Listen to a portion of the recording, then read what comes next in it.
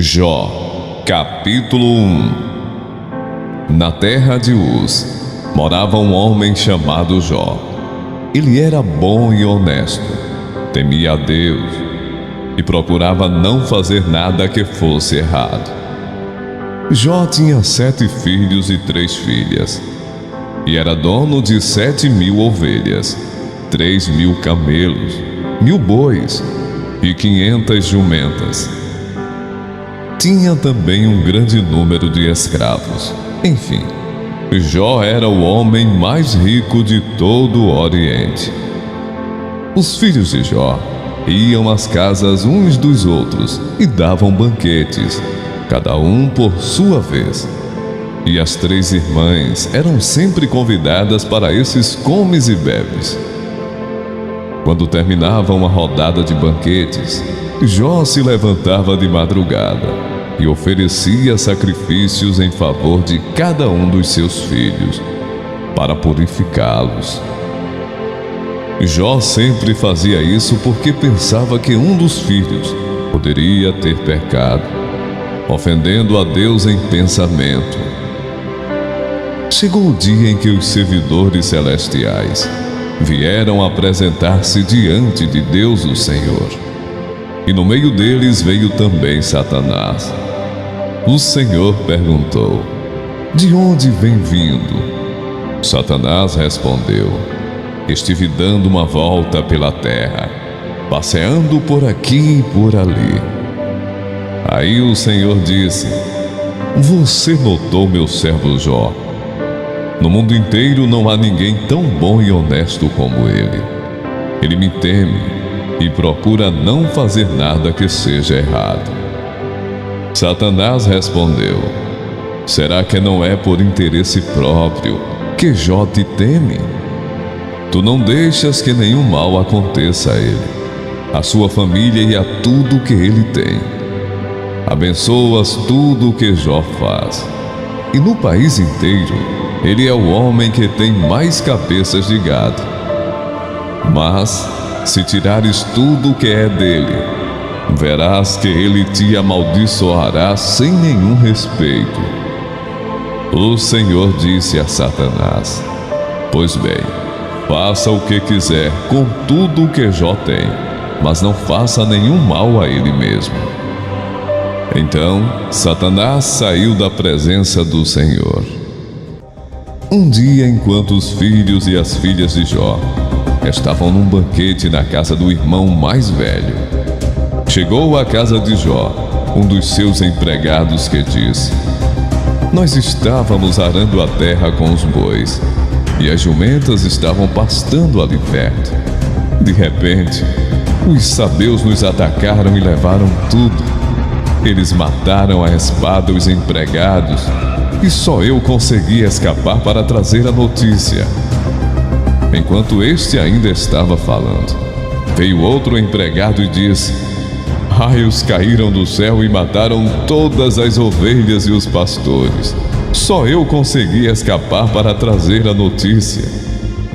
Enquanto este ainda estava falando, chegou um terceiro que disse: 3 bandos de caldeus nos atacaram e levaram os camelos. Eles mataram à espada os empregados e só eu consegui escapar para trazer a notícia.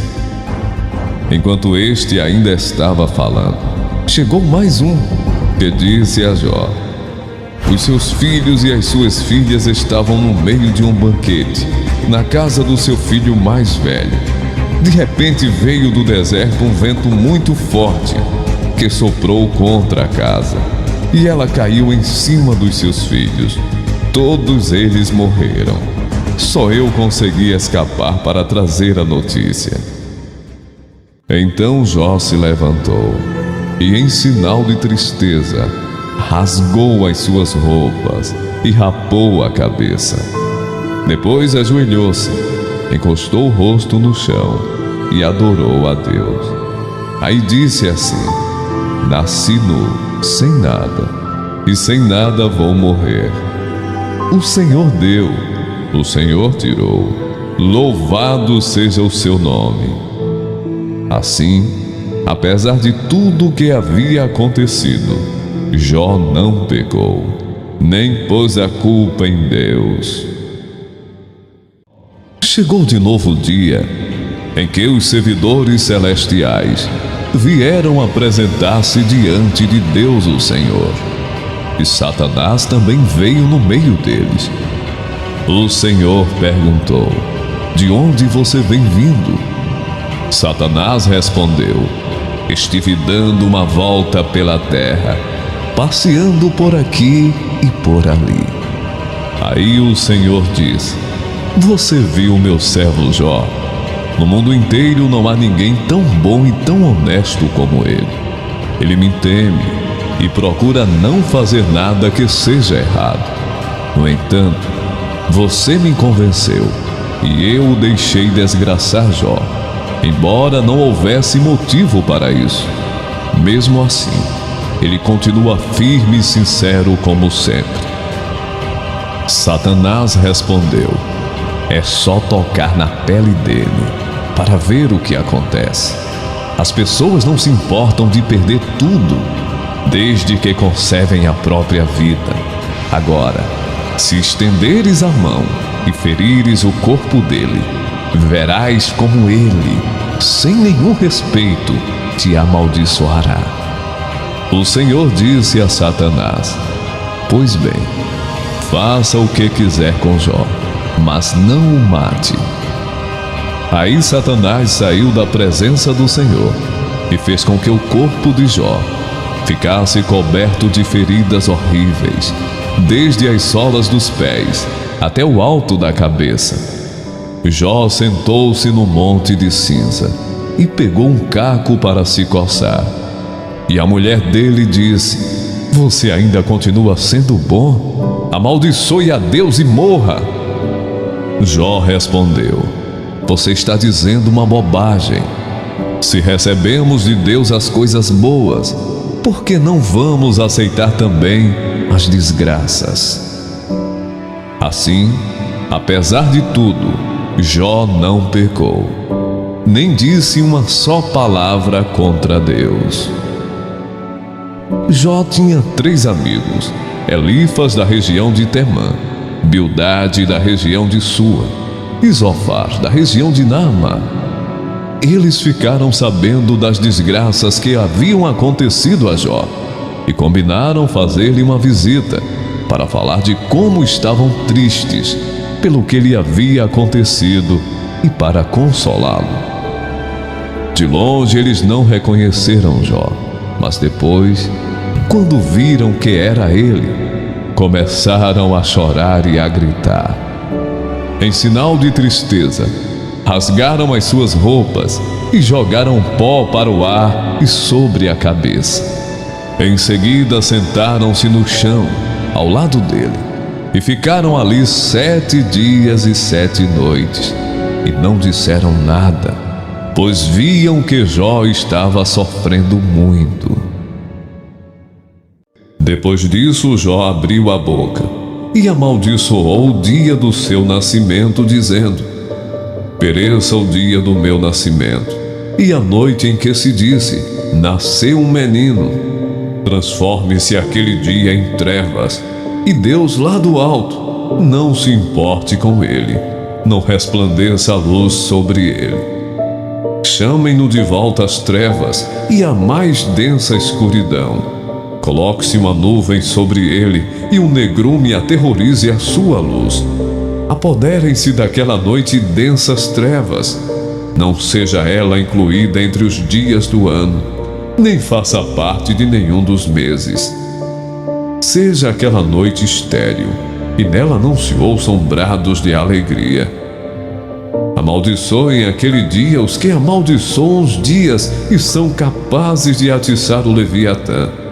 Fiquem escuras as suas estrelas matutinas, e espere ele em vão pela luz do sol, e não veja os primeiros raios da alvorada, pois não fechou as portas do ventre materno, para evitar que eu contemplasse males.